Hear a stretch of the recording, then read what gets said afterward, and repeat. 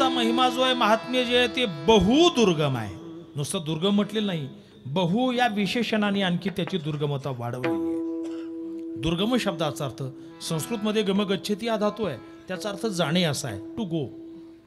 परंतु त्याला दूर हा उपसर्ग लागल्याने उपसर्गेने धात्वार्थ हा बलाद अन्यत्र नियते या नियमानुसार दुर्गम शब्दाचा अर्थ जाणण्यास कठीण, समजण्यास कठीण, दुर्बोध असा त्याचा अर्थ होतो. संतांचा महिमा जो आहे तो कळणं अतिशय कठीण आहे.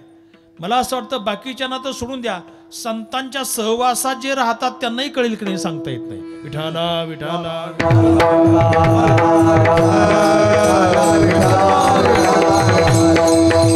सगळ्यात पहिली कठीण गोष्ट आहे संत संत म्हणून ओळखायला येणं, आणि दुसरी कठीण गोष्ट आहे संतांच्या संतत्वाचं ज्ञान होणं, त्यांची महत्ता कळणं. पहिली गोष्ट काय, संताला आपण ओळखतच नाही, संत आपला भेटत नाहीत. कधी कधी भेटून जातात, त्यांच्या ठिकाणी त्यांच्या बाह्य व्यवहारानुसार आचारानुसार संत संत वाटत नाहीत. माणसाची त्या ठिकाणी धारणा कमी असते, बुद्धी कमी असते. एक आळंदीमध्ये एक महापुरुष होते बरं का, आम्ही शिकत असताना, आता खूप जुनी गोष्ट आहे ती, जवळजवळ मला असं वाटतं एक 90च्या दशकातली गोष्ट आहे. असे वेडेवाकडे मळके कपडे घातलेले, अंगावर काही नसायचं, केस वाढलेले आणि असे मळके कपडे वगैरे असायचे खूपच. असे रस्त्याने आपलं जायचं, इकडे हात करायचा तिकडे हात करायचा, असं असे तुम्ही पाहिले असतील, महाराजांनी पाहिले. तर जेव्हा आम्ही शिकत होतो विद्यार्थी अवस्थेमध्ये, तेव्हा ते आम्ही जिथं राहायचो तिथं यायचे असे मोकळ्या वेळेमध्ये आणि विचारायचे, तुमच्याकडे काही शिळ्या भाकरी आहेत का ज्या तुमच्या काही कामाच्या नाही, असं ते विचारायचे. म्हणजे त्यांच्या बोलण्यावरून त्यांच्या उच्चारून असं वाटायचं की ही वेडे नाहीतच.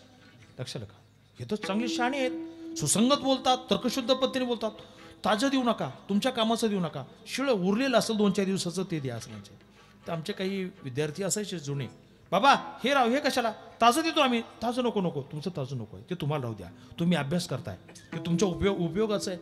आता एवढं वेडा माणूस एवढा बोलल का? वेडा माणूस जे देईल ते घेणं निघाल की नाही. पण वेडे ते नव्हते. मला वाटतं ज्ञानेश्वरीच्या 13व्या अध्यायामध्ये ज्ञानोबरांनी जे वर्णन केलेलं आहे, वाचस्पती चेनी पाडे, सर्वज्ञता तरी जोडे, परी वेडी वे माझी दडे, महिमे भेणे, चातुर्य लपवी, महत्व हरवी, पेशेपण मेरवी आवडूनी, लौकिकाचा उद्वेग. ज्ञानोबरांनी खूप सुंदर वर्णन केलेलं आहे. वाचस्पतीच्या योग्यतेची सर्वज्ञता जरी असली तरी ज्यांनी वेड्याचं पांघरून घेतलेलं आहे, असे काही काही महापुरुष या जगतामध्ये आहेत. श्रीमद भागवतामध्ये जडभरताची कथा जी ऐकायला मिळते, आपला सौवीर सिंधू नरेश आणि इकडे जडभरताचा संवाद श्रीमद भागवतामध्ये खूप मोठा आहे, महत्वाचा आहे. तिथं अगोदर त्यांना वाटलं की हा वेडाच आहे, परंतु नंतर त्यांच्या बोलण्यावरून त्यांच्या व्यवहारावरून कळलं की अरे बापरे, ज्यांना मी पालखीला जोडलेला आहे तो वेडा नाहीये, ते अतिशय आत्मज्ञान संपन्न महापुरुष आहे. पालखीच्या खाली उडी टाकली आणि त्यांचे पाय धरले, महाराज माझं चुकलंय, मला बोध करा. लक्षात का, म्हणजे या ठिकाणी संत महिमा लपवण्यासाठी, दडवण्यासाठी वेड्याच्या पांघरुणामध्ये राहत असतात. आणि म्हणून आपला कळणार नाही की हे संत आहेत की नाही, ही पहिली गोष्ट आहे. आणि संतांना संत म्हणून ओळखल्यानंतर सुद्धा त्यांचं यथार्थ महात्म्य आपल्या ध्यानात येईल का नाही हे सांगता येत नाही. म्हणून महाराज इथं वर्णन करतात, तो बहुदुर्गम. संतांचा महिमा जो आहे तो अतिशय दुर्गम आहे. म्हणून त्याचं वर्णन करण्यासाठी किंवा तो आकलन करून घेण्यासाठी शब्द पंडिताची इथं गरज नाहीये, किंवा त्यांना काडी मात्र स्थान नाही. शाब्दिकांचे काम नाही येथे. शाब्दिक या शब्दाचा अर्थ शब्द ज्ञान संपन्न असा आहे. शाब्दिक शब्दाचा अर्थ शब्द ज्ञान संपन्न. आता शब्द ज्ञान संपन्न व्यावहारिक शब्दांनी जो संपन्न आहे आणि शास्त्रीय शब्दांनी जो संपन्न आहे, असे दोन अर्थ या ठिकाणी संभवतात. काही काही माणसं व्यावहारिक शब्दांनी खूप संपन्न असतात, म्हणजे ते काय बोलतील, काय शब्द छल करतील काही सांगता येत नाही. समोरच्या माणसाला शब्दामध्ये बरोबर अडकवणार आणि त्याला गुंतवणार ते. लक्षात आलं का. आता काही काही माणसं तर काय कमालच करा, ती माणसं खूप असे भेटतात. एक आता सांगू नये अशा गोष्टी कीर्तनामध्ये, परंतु अनुभव येतात, प्रसंग येतात तेव्हा सांगायला येतात. आता एका माणसाची जरा चेहरा पाहिल्यानंतर मला वाटलं की हा व्यसनी आहे. त्याचा चेहरा पाहिल्यानंतर दोघं तिघं होते ते. म्हटलं काही तुम्ही मद्यपान वगैरे करता का. आता तो थोडासा लाजला बरं का. परंतु त्याच्या मित्रांनी सांगितलं म्हणजे बिलकुल नाही, आतापर्यंत त्यांनी तोंडच लावलं नाही म्हणजे दारूला, बरं का. त्याचा मित्र सांगत होता. आता मला विशेष आश्चर्य वाटलं, दारूला तोंड लावलं नाही, तिसऱ्याने सांगितलं ते ओढून घेतात म्हणजे तोंडच लावित नाही म्हटलं. आता असे व्यवहारात जर शब्दछल करायला लागल्यावर आपल्यासारखी काय करायचं. विठ्ठला विठ्ठला विठ्ठला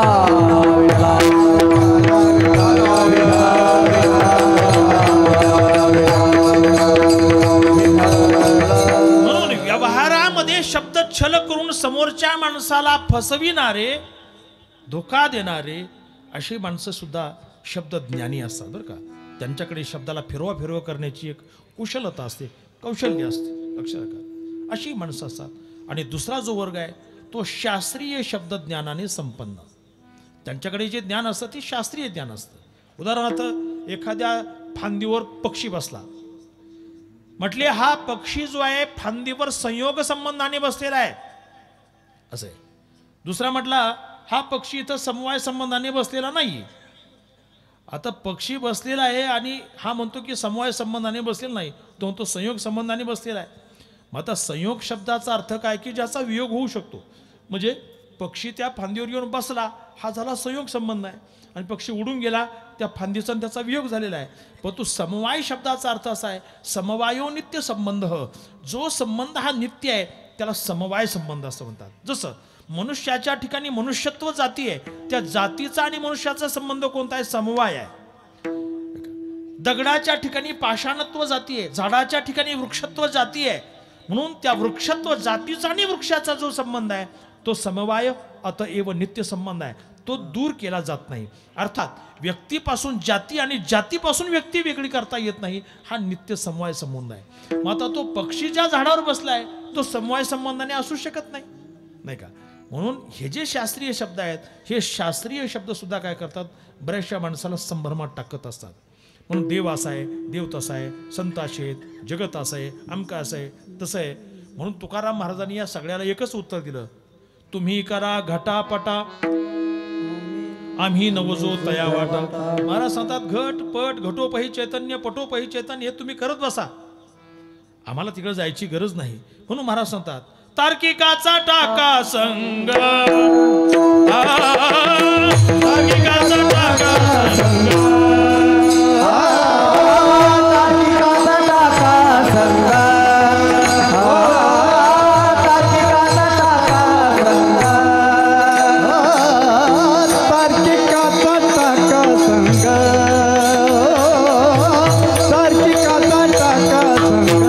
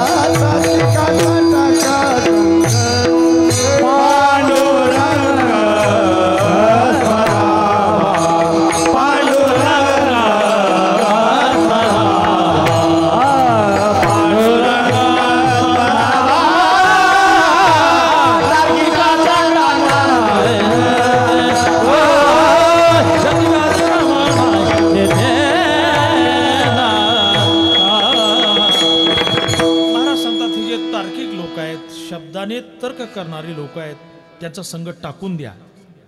कारण काय, हा परमात्मा हा तर्काने गोचर होणारा नाही. हा तर्काची दिठी गोचरून हे किरीटी, ध्यान याची भेटी उत्कंठाव आहे. महाराज वर्णन करतात तर्काने हा गोचर होणारा नाही. अमृतानवत ज्ञानोबा सांगतात मा तर्काचे खुरपे खांडेलं कोणा. हे तर्काचं खुरपं तुम्ही कुठं वापरणार आहे, ज्ञानोबा त्याला खुरपं म्हणतात. त्याचं कारण असं आहे, तर्काने जेव्हा शब्द योजना केली जाते ती शब्द योजना सुद्धा कशी असते, विफल ठरू शकते. शब्द सफलच ठरतील असं काही सांगता येत नाही, हे ज्ञानोबा सांगतात. बोलण्याची राणी हिंडता नायकी जे फळलिया अक्षराची वार्ता. शब्दाच्या रानामध्ये, बोलण्याच्या रानामध्ये जर आपण फिरत बसलो तर एखादा शब्द फलद्रूप झाला असं आम्हाला तरी ऐकायला आलं नाही, असं ज्ञानोबा सांगतात. नायकी जे फळलिया अक्षराची वार्ता. एखादा शब्द जो आहे, आता कल्पना करा एखाद्याकडे पाहुणे आले, वस्तीवर राहायला कुटुंब आहे, लांब आहे, पाऊस एवढा झाला, चिखल असेल, जायची वाट नसेल किंवा काही प्रतिकूल परिस्थिती असेल, त्या माणसाने सांगितलं म्हटले चहा करा पाहुण्यांना. आता गंमत अशी झाली की साखर संपली होती. त्या मंडळींनी त्यांना बाजूला खुनून सांगितलं, म्हणजे साखर संपली. साखर संपली मग चहा करायला काय अडचण आहे, करा म्हटले चहा. साखर नाही टाकायचं का, तू चहा ठेव नाही का, काही काही माणसं आडमोठी असतात. आता तिला वाटलं यांनी एक लपून ठेवली असेल बाजूला एखादी बांधून, देतील सोडून, काय अडचण नाही. चहा ठेवला आणि यांनी एका कागदावर साखर असं लिहिलं, तो कागद दिला टाकून त्याच्यामध्ये, चहाच्या भांड्यामध्ये. काय टाकलं, साखर टाकलं की नाही. मग चहा गोड व्हायला पाहिजे की नाही, व्हायला पाहिजे की नाही. काय टाकलं, साखर हे शब्द टाकले, साखर प्रत्यक्षात टाकली नाही. कारण शब्द तो साखर हा शब्द जरी असला तरी तो शब्द गोड नाहीये. नाहीतर एखाद्या माणसाला तहान लागली आणि तो पाणी पाणी म्हटला तर लगेच तहान त्याची भागली असते, तसं होत नाही. म्हणून एखादा शब्द फलद्रूप झालेला आहे. ज्ञानोबा असतात नाही की जे फळली या अक्षराची वार्ता. एका ठिकाणी अशी मोठी पंगत बसली, लोक पंक्ती घालतात की नाही. एकाला वाटलं सर्वच लोक पंक्ती घालतात द्वादशीच्या दर महिन्याच्या. त्याने सांगितलं बुवा आता ह्या द्वादशीची पंगत आमच्याकडे. अरे म्हटले हा कोणाला कधी उष्टी हाताने कावळा हाणत नाही, नाही का, अशी म्हणे खेड्यामध्ये उष्टी हाताने कावळा हाणणं. आणि हा पंगत द्यायला तयार झाला, सगळं बसणी मंडळ अर्ध गावच तयार झालं. म्हटले आज याचं जेवणच करायचं, म्हटले काय हरकत नाही. गेले त्याच्या दारापुढे जाऊन बसले, पंगत धरली. पण हा बहादर असा निघाला महाराज, पंक्तीला मोकळाच. का घ्या, भात घ्या, कढी घ्या, भात घ्या, कढी घ्या, भात घ्या, नाही का, भात घ्या, कढी घ्या, गुलाबजाम घ्या, असं म्हणत फिरायला लागला. हातात काहीच नाही, ना देणे को ना घेणे को. महाराज सांगतात बोलाचीच कढी बोलाचाची भात, जीवनिया तृप्त कोण झाला. नुसतं कढी घ्या, भात घ्या, कढी घ्या, भात घ्या असं घेऊन पोट भरत असतं माणसं. म्हणून शब्द जे असतात, शब्दांना मर्यादा आहे. आपण किती शब्द ज्ञान संपन्न असलो, शब्दाचे विनियोग करण्याची चातुर्य कला आपल्याकडे अवगत असली, आपल्याकडे तर्कशुद्धता असली, शास्त्रीय शब्द योजना करण्याची क्षमता असली, तरी पण शाब्दिकांचे काम नाही येते. संत महात्म्यांचं महात्म्य जाणून घेण्यासाठी शब्दाचे उपयोग काही होत नाही. म्हणून ज्ञानोबरांनी सुद्धा ज्ञानेश्वरीमध्ये निवृत्तीनाथांची खूप स्तुती केली. आणि निवृत्तीनाथांची स्तुती केल्यानंतर ज्ञानोबरांच्या लक्षात आलं की ही जी स्तुती चाललेली ही कशी आहे, शब्दाने. शब्द अलीकडचे आहेत. खरा परमार्थाचा, खरा बोधाचा विषय हा शब्दाच्या पलीकडे आहे. शब्द खूप अलीकडचे आहेत.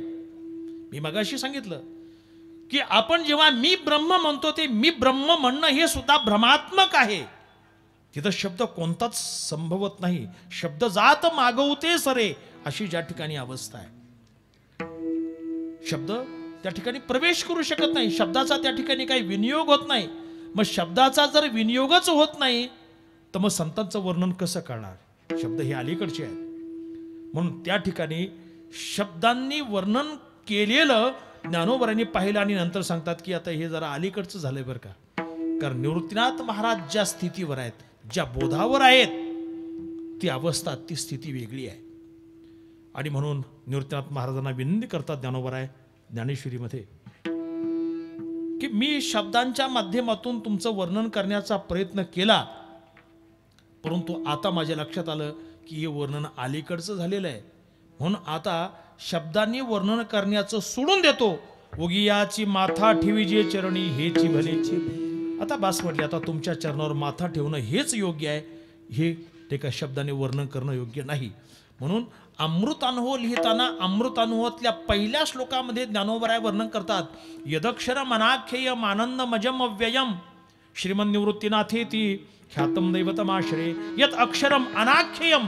अनाख्येय या शब्दाचा अर्थ आहे ज्यांचं वर्णन करता येत नाही. काय वाणू आता न पुरे वाणे, काय वाणू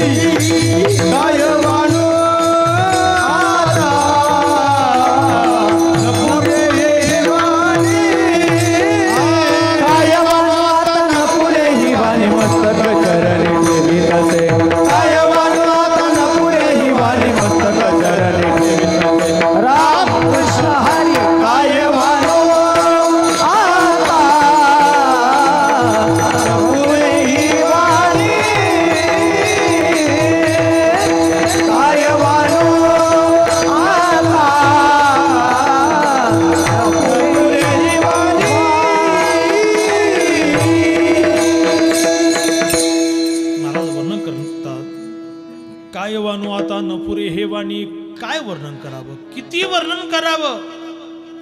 न पुरे ही वाणी हे शब्द पुरत नाही. म्हणून अमृत अनुवाद ज्ञानोबरांनी शब्द प्रयोग केला, तो म्हणजे अनाख्येय.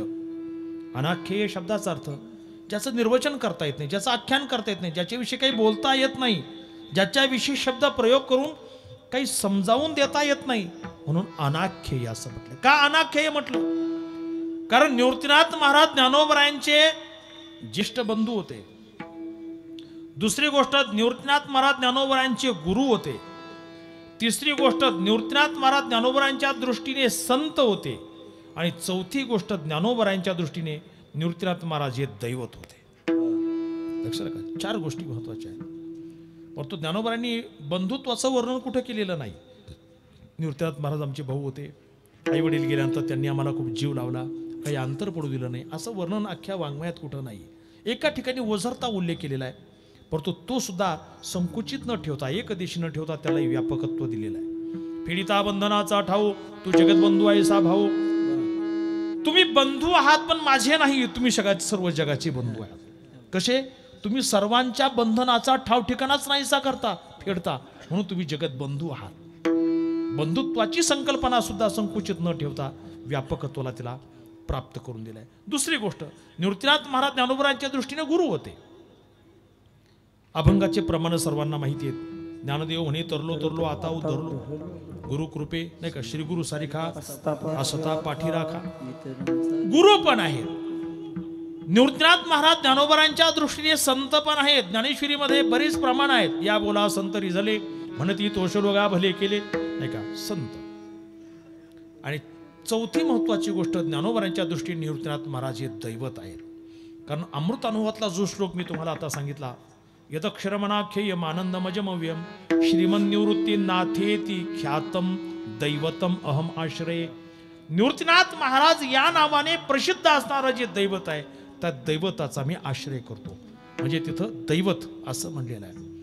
आता गंमत अशी आहे, जेव्हा बंधुत्वाने वर्णन केलं जाईल तेव्हा या 3 ऍस्पेक्ट्स बाजूला राहतील. बंधुत्वाने वर्णन केलं तर ते एकदेशी वर्णन होईल. गुरुत्वाने जर केलं तर बंधुत्व बाजूला राहील, संतत्व बाजूला राहील, दैवतत्व बाजूला राहील. संतत्वाने जर वर्णन केलं तर उरलेले 3 पुन्हा काय राहतील? बाजूला राहतील. बरं, दैवतत्वाने वर्णन केलं तर पहिले 3 काय राहतील? बाजूला राहतील. म्हणून त्या ठिकाणी वर्णन कसं जरी केलं तरी ते कमी होतंय, तोकडं होतंय, अपूर्ण होतंय. आणि म्हणून ज्ञानोबराय त्या ठिकाणी वर्णन करण्याचं सोडून सरळ सांगतात, अनाख्येय, ज्यांच्याबद्दल काही बोलता येत नाही. म्हणून ज्ञानोबराय जशी भूमिका तिथं घेतात तसं तुकोबराय सुद्धा या ठिकाणी असं सांगतात की संतांचा महिमा एवढा दुर्गम आहे, त्याच्याबद्दल आपण काय वर्णन करावं, काय जाणून घेण्याचा प्रयत्न करावा. कारण समग्रता त्याच्यामध्ये सामावली जाऊ शकत नाही. कारण काय, शाब्दिकांचे काम नाही येथे, हे शाब्दिकांचं काम नाहीये. आणि जर कोणी शब्दज्ञानाच्या जोरावर बळावर जाणण्याचा प्रयत्न करील तर ते जाणणं कसं हास्यास्पद होईल. अभंगाच्या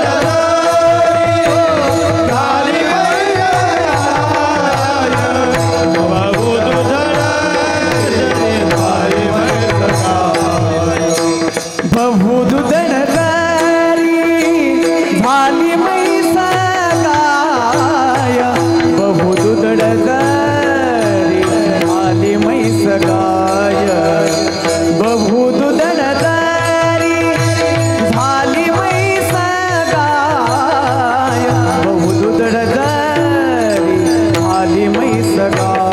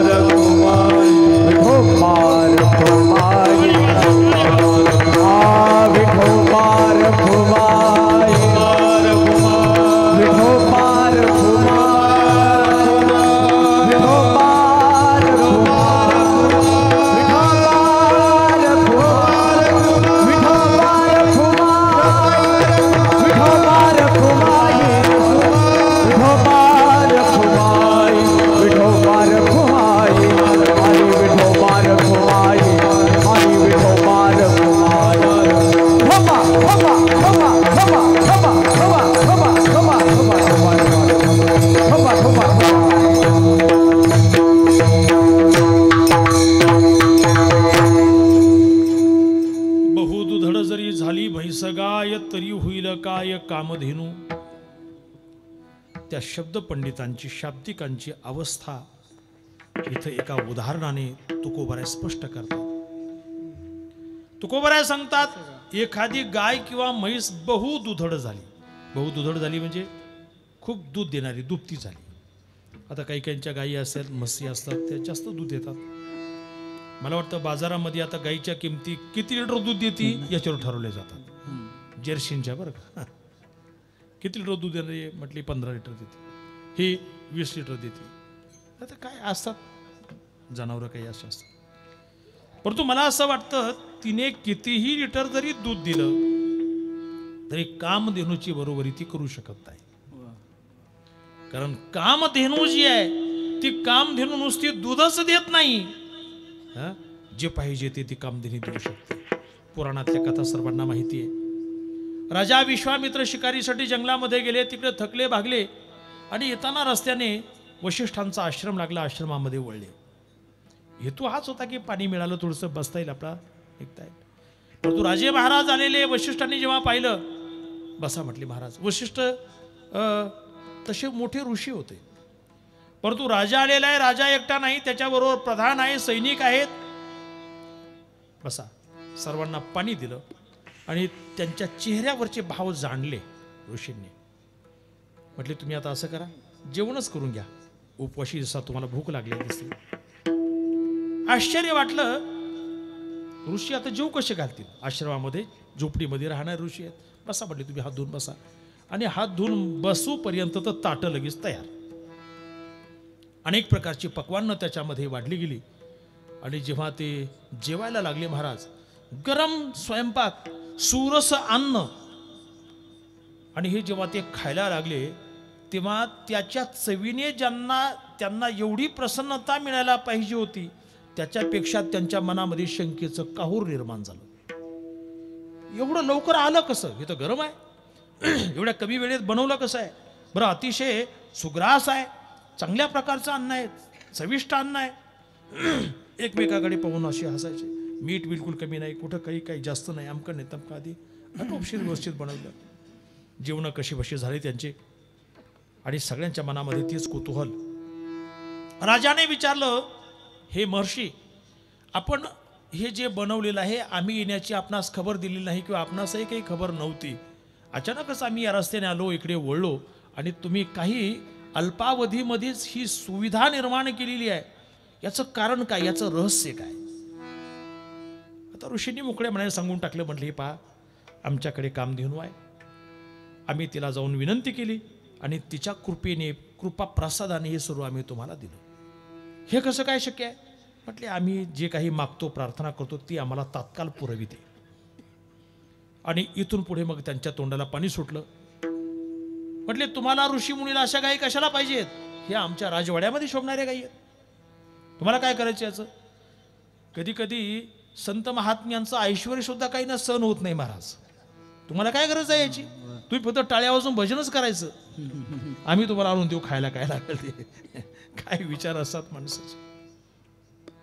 त्यांनी सांगितलं आम्ही चिंतनामध्ये असतो, पारमार्थिक चिंतनामध्ये असतो. कधी की एक 2 दिवसही आम्ही वृत्तीवर येत नाही चिंतनामध्ये असल्यानंतर. आणि जेव्हा चिंतनातून व्युत्थान होतो तेव्हा मग सहजच भूक लागते काहीतरी खायला. मग कुठं जाता? उन्हातानाचं अंधाराचं कुठं जाता? कुठं फळं असतील नसतील. आणि मग आम्ही त्या कामधेनूला विनंती केल्यानंतर ती आमच्या भोजनाधिकांची व्यवस्था करते. तेव्हा आम्हाला ते परमार्थिक साधना करण्यासाठी आवश्यक बाब आहे. नाही म्हटले आम्हाला पाहिजे. आता राजा हट्ट असतो आणि विशेषतः राजा त्याच्या ठिकाणी असणाऱ्या अहंकाराचा प्रयोग करतो. मी राजा आहे, हे मी सांगतोय, माझा आदेश आहे, हे दिलंच पाहिजे, असा दुराग्रह धरू नका म्हटले. हे आमच्यासाठी राहू द्या. शेवटी सैनिकाला सांगितलं घ्या ती गाय सोडून घ्या. आणि सैनिकांनी जेव्हा मग यांच्याशी धराधरी सुरू झाली, ओढाओढी सुरू झाली, तेव्हा वशिष्ठ त्या नंदिनीजवळ गेले. सांगितलं की हे माते, तू आतापर्यंत आमचा सांभाळ केलेला आहे, आम्ही तुझं रक्षण केलेलं आहे, परंतु आता शस्त्रास्त्रांनी युक्त असणाऱ्या या सैनिकाच्या समोर तुझं रक्षण करण्यास आम्ही असमर्थ आहोत, हतबल आहोत. आता तूच तुझे रक्षण कर. आणि असं म्हटल्यानंतर त्या कामधेनूच्या सर्वांगातून वेगळे शस्त्रास्त्रधारी सैनिक निघाले, त्या सैनिकांनी या सैनिकांना मारलं, होते ते राजा पळून गेले, नाही का, असा इतिहास त्या ठिकाणी घडला. आता तिथून पुढे मग विश्वामित्रांनी तपश्चर्येचा मार्ग स्वीकारला, तो भाग वेगळा आहे. परंतु मुख्य महत्वाची गोष्ट अशी, जेव्हा त्या कामधेनूला यांनी विनंती केली की म्हटले, हे माते, यांना भोजनाची आवश्यकता आहे, आता भोजन कर. मग कामधेनू म्हटली का, थांबा, मी आता 10 मिनिटामध्ये बाजारात जाऊन येते, नाही का, थोडं भाजीपाला आणावं लागेल, आता एवढे 5-50 माणसं आहेत, जेवण करायचं आहे का, थोडंसं बेसन पीठ घेऊन येते, साखर आणते, शेंगदाणे आणते, तेल आणते, असं म्हटली का ती?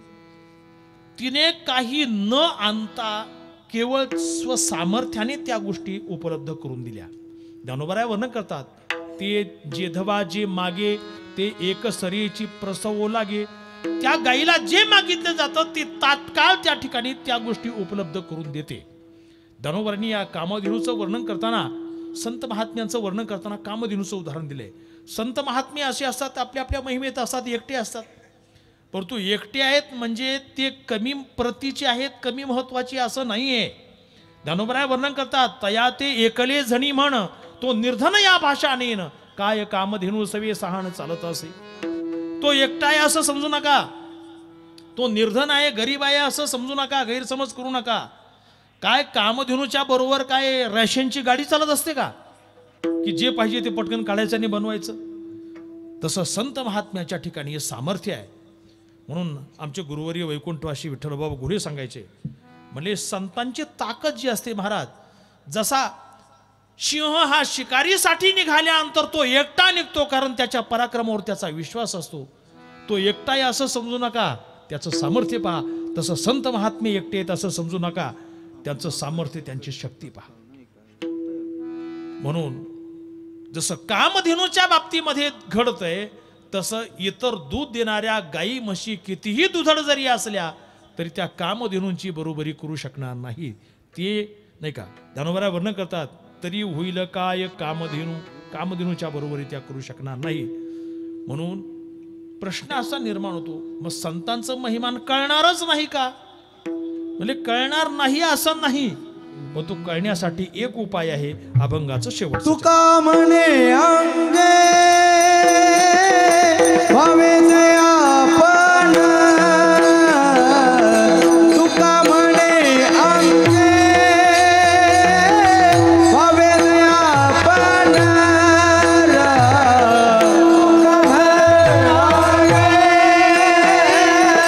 भावे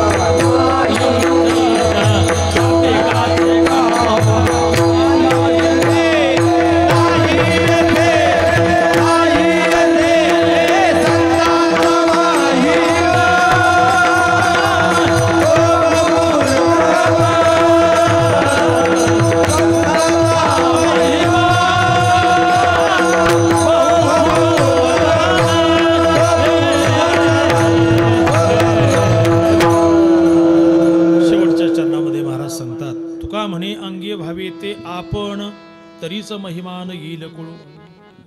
महाराज सांगतात महिमान कळण्याचा एक मार्ग आहे, आणि तो मार्ग असा आहे की जेव्हा आपण अंगाने त्यांच्यासारखं होऊ तेव्हाच महिमान कळू येईल. अंगाने शब्दाचा अर्थ काय? त्यांच्या राहणीमानाचा स्वीकार करायचा का? आता काही काही लोक जे असतात, आमचे गुरु नाही का असा शर्ट घालायचे म्हणून आम्हा असा शर्ट घालतो. हां, आमचे गुरु असे धोतर नेसायचे, मग आता आम्हाला तसंच धोतर नेसावं लागेल. आता अलीकडे ते 4-4 काठाचे बोटाचे ते धोतर आहेत का लुगडी आहेत हेच कळत नाही पहिल्यांदा. काय मोठ्या गमती. ती परंपरा सुरू झाली रे, झाली का? झाली, आता गुरूंचं आहे ना, तिथं बदल करता येत नाही. आमचे गुरु असे आम्हाला तसंच आवडत. काय बाह्य अनुकरण करण्याला काही किंमत नाही, लक्षात ठेवा. बाह्य अनुकरण करणं काही काही ना तर त्याच्याही पुढे मजल गाठली. आमचे गुरु तपकीर ओढतात, आम्हाला तपकीर ओढायला होती. आमचे गुरुजी तंबाखू खातात म्हटले, त्यामुळं आम्हालाही तंबाखू. अरे गुरुजींच्या कोणत्या गोष्टी घ्यायच्या? तुमचे गुरु असतील, तुमचे मार्गदर्शक असतील, तुमचे संत असतील, त्यांच्या कोणत्या गोष्टीचा आपण अंगीकार केला पाहिजे? त्यांच्या बाह्य आचरणावर, बाह्य राहणीमानावर जाऊ नका. ते असे राहतात म्हणून आम्ही रस्त्यावर राहतो, ते असे चालतात म्हणून आम्ही असं चालतो, असे कपडे घालतात म्हणून आम्ही असे कपडे घालतो. त्याला किंमत नाही. कपड्यापेक्षा शरीराला महत्त्व द्यावं आणि शरीरापेक्षा मनाला महत्त्व द्यावं. याहीपेक्षा पुढे सांगू का, मनापेक्षा बोधाला महत्त्व द्यावं. विठाला विठाला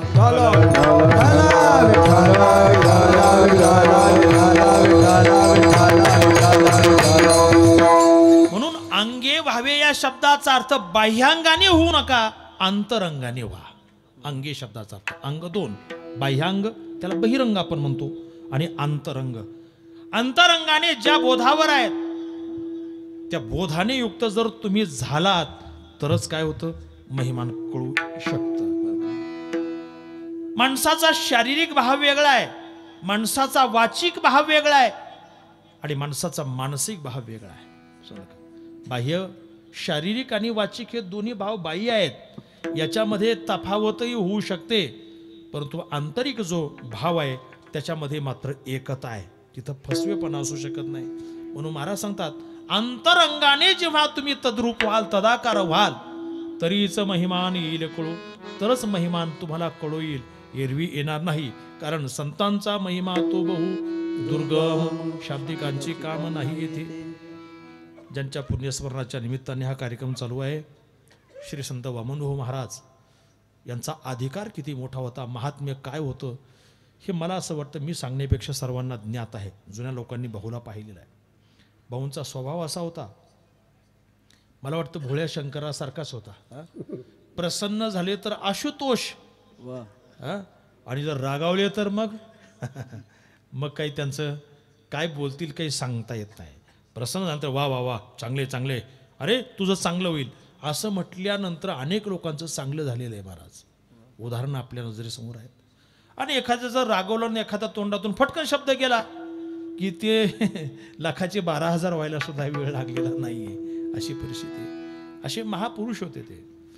म्हणजे भगवान शंकरासारखं मी सांगितलं, आशुतोष, शापादपी शरादपी या दोन्ही गोष्टी त्यांच्याजवळ सामावलेल्या होत्या. म्हणून अशा संतांचं आपण काय वर्णन करावं?